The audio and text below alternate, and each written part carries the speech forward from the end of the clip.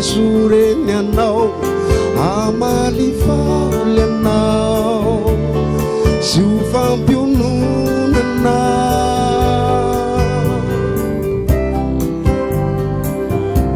reo ira fihirako anao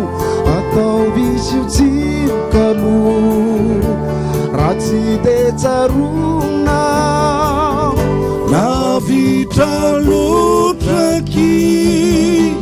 ny any aminao tsy afaka nidinao olona tsy ary helatra raha